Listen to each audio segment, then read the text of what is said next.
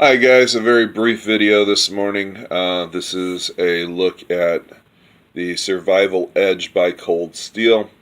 Got this in my Easter basket. Yeah, I know that sounds kind of strange, but hey, life's life. Anyway, the Survival Edge by Cold Steel is their hollow handle survival knife. The first thing you would note when getting this knife is how incredibly light it is when there's nothing in the handle. My girl got me one that didn't have all the supplies in the handle because she knew I would prefer to fill it myself. Now, for those of you who don't know, a hollow handle means it doesn't have much of a tang. The tang is only about an inch, maybe an inch and a half long, and runs to about here in the handle. I don't have any problems with that. This isn't the kind of knife that I would be using for heavy work. It would be simply a backup knife or for light chores.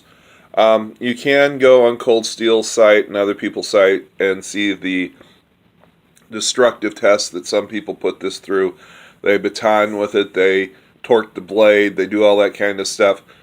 It's not my thing, so if you're interested in that, go to Cold Steel, or you can find other videos for that. Basically, it is the black version, has about a 5-inch blade, about 4.5-inch handle, so it's about 9.5, 10 inches overall.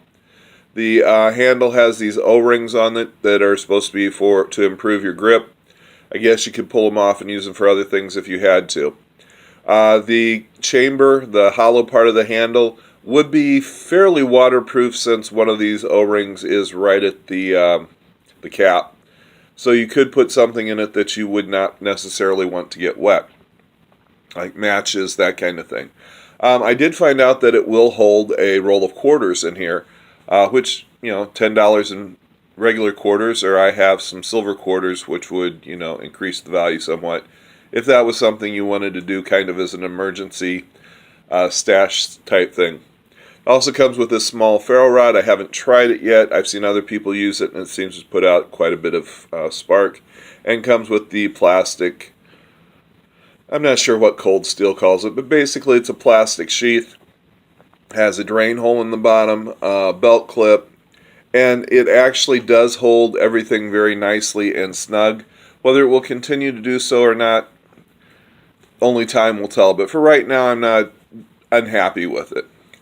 Now, as I said, this is a hollow handle knife with a very, very, very, very, very short tang. That doesn't bother me. But if you're looking for a knife to do heavy work with, the baton with, to chop down trees with, that kind of stuff, please get something else. If you're looking for a knife that you can do camp chores with, can cut cordage with, can gut a fish with, can chop up your steak, yeah, this is going to work just fine. And as a backup knife in your bug out bag or in your whatever stash you have, it's a very good idea. It is extremely light. You can carry it with hardly any notice. Overall, I'm happy with it, and it was a nice gift from the Easter Bunny.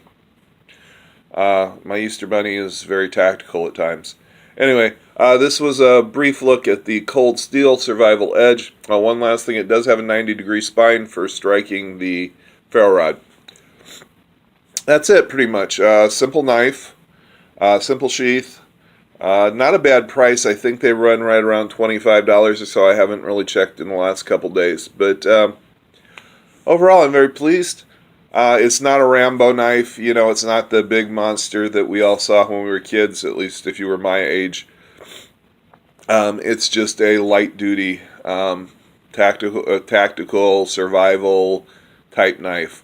Very sharp, comes very sharp. Has a mirror finish on the blade, which is neither here nor there.